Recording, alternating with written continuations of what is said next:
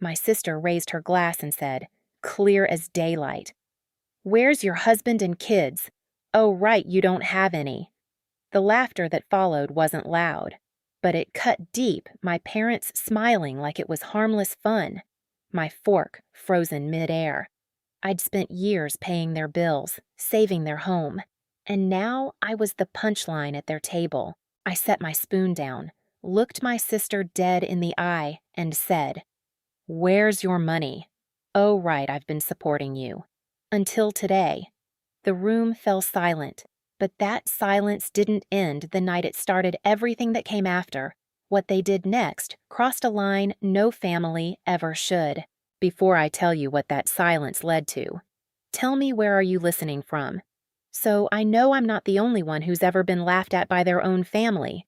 And when you've heard the rest of my story, tell me, what would you have done if you were sitting at that table? I'm Grace Whitaker, 32, a UX researcher living in Seattle's Capitol Hill. From the outside, my life looks steady, clean apartment, stable job, quiet mornings. But what most people don't see is where half my paycheck goes. It disappears into the same black hole it's gone into for years. My family, my mother, Linda, was a nurse until her heart surgery forced her into early retirement. My father, Thomas, used to teach economics before moving into consulting, which usually means waiting for calls that never come. And then there's my sister, Brooke, 4 years younger. Bright, charming, endlessly adored. She calls herself a fashion influencer, though what she really influences is my bank balance, rent, credit cards, car repairs. Her texts always start the same way.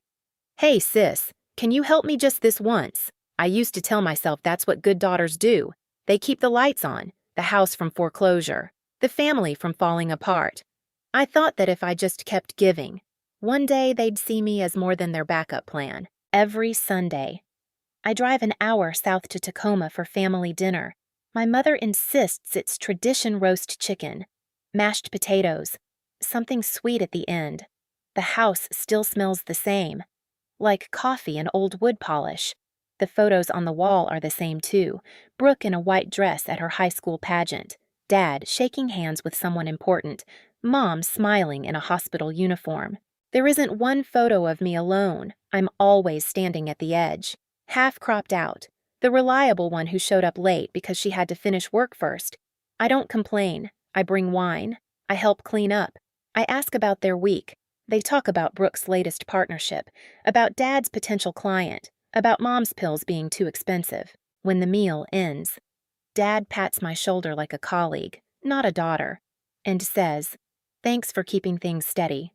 Some nights, on the drive back to Seattle, I tell myself this is just how families are: messy, imperfect, needy. Other nights, I grip the steering wheel so tight my knuckles ache, because deep down, I know it's not love that keeps me paying their bills. It's guilt, the kind they raised me on. That's why I didn't see the dinner last Sunday coming. I thought it would be like every other one: small talk, tension hidden under polite smiles. But that night, the air felt different, thick with something sharp and waiting, the kind of tension that makes even the silverware sound loud. That Sunday, the table looked the same as always: chicken steaming in the center, a basket of rolls, wine glasses catching the amber light. But the warmth felt wrong, stretched too thin. My mother talked about Brooke's latest fashion event, how she'd been invited to a designer party in downtown Seattle. My father added something about great exposure and how proud we should be. I smiled, said all the right words, but my chest felt tight. Exposure didn't pay rent. Pride didn't erase the thousands I'd wired to keep her credit score alive. Brooke leaned back in her chair, phone in hand, scrolling as she half listened. Her laughter sharp, dismissive, broke through my silence. "You know, Grace, you should come to one of those events. Maybe you'd finally meet someone." She looked up with that grin that never reached her eyes. "Where's your husband and kids? Anyway." "Oh, right, you don't have any." For a heartbeat, no one moved. Then Mom laughed, soft, high-pitched, the kind she used when she wanted to smooth things over, but this time it carried something else. Agreement. Dad chuckled too, shaking his head. "Don't tease your sister," he said lightly, but there was a smirk tugging at the corner of his mouth. I felt the world narrow, the smell of roasted garlic, the ticking wall clock, the clink of silverware, they all blurred into a hum. I'd worked every holiday, skipped vacations, paid their debts, and this was what they saw when they looked at me, someone incomplete, a woman defined by what she didn't have. Brooke swirled her wine, eyes glinting. "I mean, you're doing fine." "Right. That tech job of yours, what is it you do again?" "Screens and surveys." Her tone was sugary, cruel. "I just think you'd be happier if you had a life outside spreadsheets." My hand tightened around the spoon. I could feel the heat rising from my neck to my ears. For years, I'd let it slide, the jokes, the digs, the quiet expectations. But something broke then, something small but irreversible. I set my spoon down and looked straight at her. My voice came out calm, almost too calm. "Where's your money?" "Brooke," I asked. "Oh, right, I've been supporting you. Until today." The words hung in the air like shattered glass. The laughter stopped. My mother's hand froze halfway to her mouth. My father's eyes darted between us, unsure whether to scold or stay silent. Brooke blinked, stunned. "Excuse me?" "You heard me," I said quietly. "I'm done." For the first time in years. No one interrupted me. The only sound was the ticking clock on the wall. That silence, it wasn't peace. It was the sound of something ending. When I drove back to Seattle that night, the silence in my car felt heavier than their stares. The road stretched ahead like a tunnel of headlights and rain. My reflection in the window looked unfamiliar calm on the surface. But underneath, something sharp had finally woken up. I didn't cry. I didn't replay their words. I just thought about everything I'd done, every transfer, every bill, every sacrifice that had built their comfort while shrinking mine. By the time I reached Capitol Hill, I knew I couldn't go back. Inside my apartment, I kicked off my shoes and went straight to my desk. The stack of envelopes was still there, bills, payment notices, receipts I'd never had the courage to total. I turned on my laptop and opened my bank account. Line after line, year after year. It stared back at me. Money to cover Brooke's tuition, Dad's mortgage, Mom's medication, the broken car, the new sofa. Over $80,000 in 7 years. My chest tightened. I'd spent the best years of my life keeping everyone else afloat. The irony was brutal. I worked in fintech, building tools to help people manage their money, while I couldn't manage to keep my own from bleeding away. That night, I hovered over the recurring transfer button I'd set up for my parents. The screen asked, "Are you sure you want to cancel this transfer?" I clicked yes. It was just one click, but it felt like cutting a cord that had strangled me for years. I sat back, exhaling for what felt like the first time in forever. The next morning, my phone started buzzing before I'd even finished my coffee. "Mom first. Sweetheart, did something happen?" The mortgage payment didn't go through. Then Dad. "You forgot the house transfer." Then Brooke. "Hey, can you Venmo me rent's due?" I read every message, every guilt-laced word, and put the phone face down. By evening, there were voicemails, Mom's voice trembling, Dad's angry, Brooke's half accusing, half begging. By the end of the week, the calls turned desperate. "You can't do this to your family. You owe us after all we've done. You're being dramatic." I didn't respond to any of them. Instead, I started saving everything, the messages, the bank logs, the receipts, not out of spite, but because something inside me whispered that this wasn't over. Then came the text that confirmed it. "Come home Sunday. We need to talk. No greeting, no question, just an order." I stared at the message until the screen dimmed. My pulse slowed. If this was the war they wanted, I'd stop pretending I didn't know how to fight. "Fine," I whispered to myself. "Let's talk."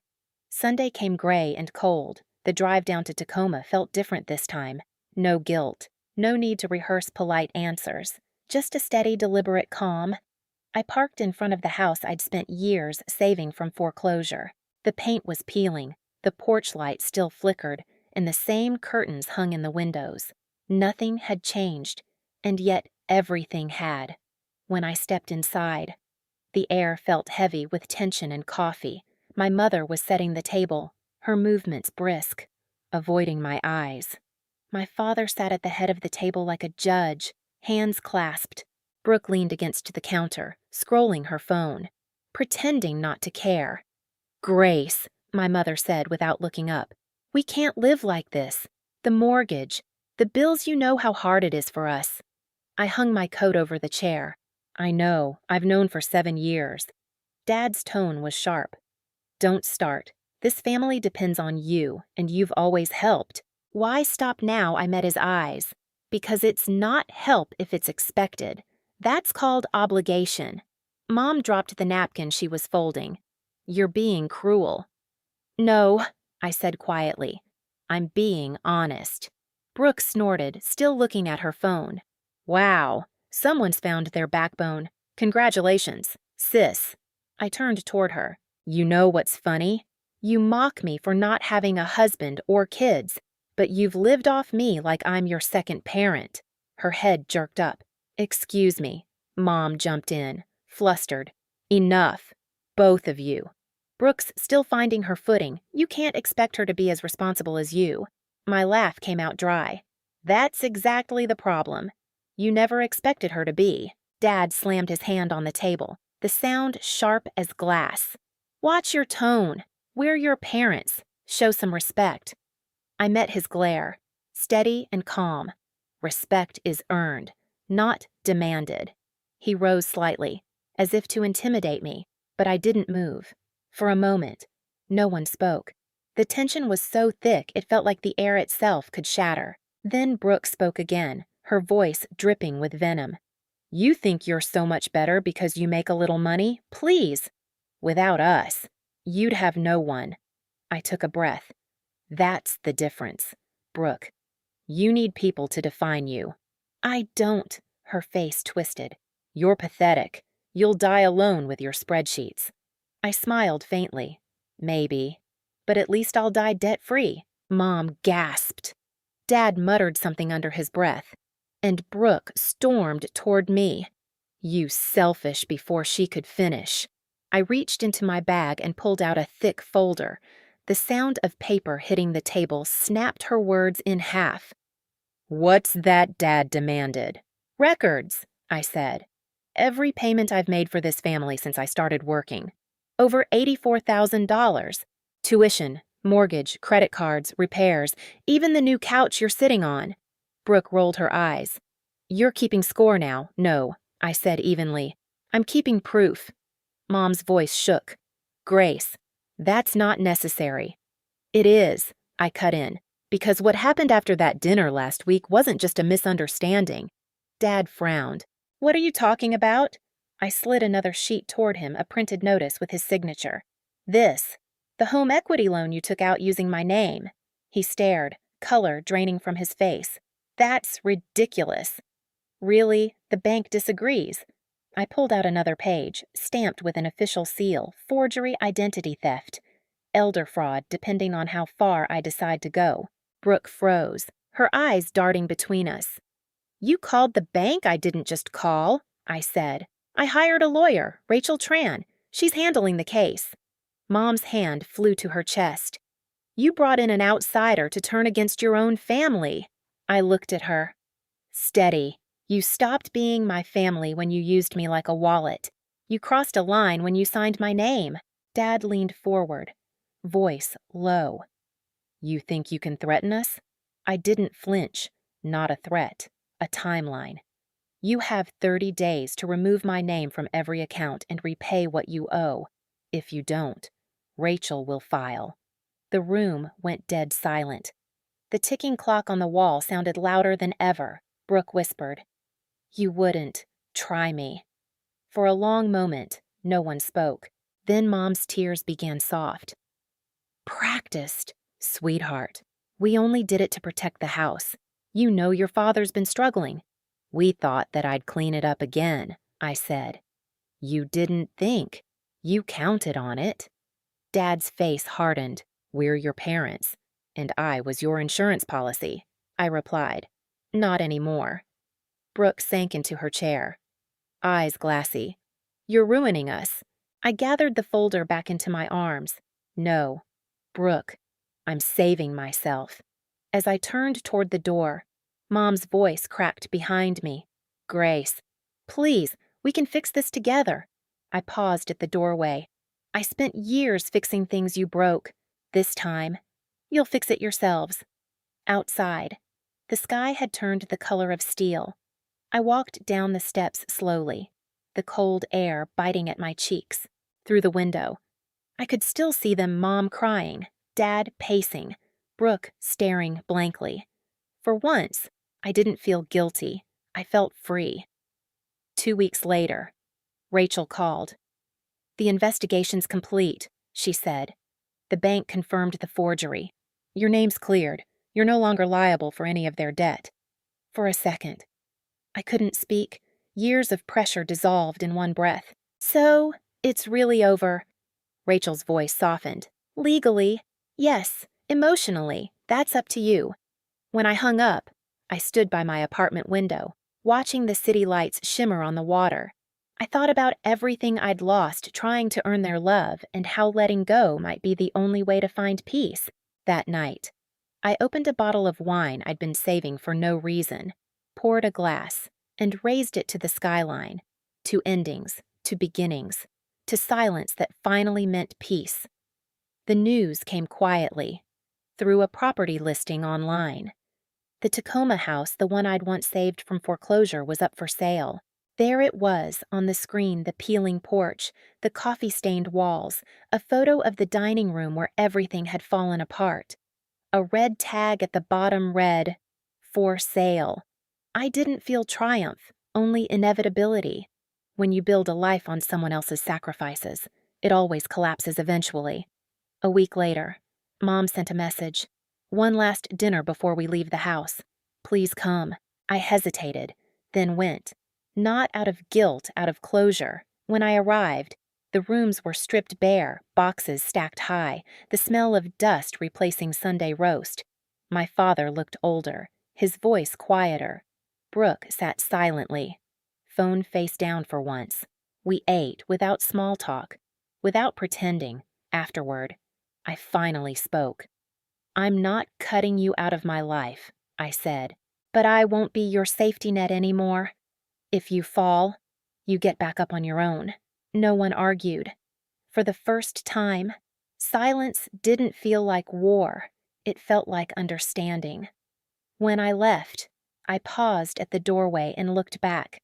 The house that had held so many years of resentment seemed smaller now, almost fragile. Driving back to Seattle, I rolled down the window. The wind was cold, sharp, and clean. I thought of all the things I'd finally made room for my own savings, my own peace, my own future. In the weeks that followed, I focused on work, took a promotion, and signed up for a night course I'd been putting off. My life was no longer divided into what they needed and what was left of me. It was mine again. Sometimes I still think about that night, the laughter, the silence, the line I finally drew. For years, I thought love meant sacrifice, that being the good daughter meant carrying everyone else.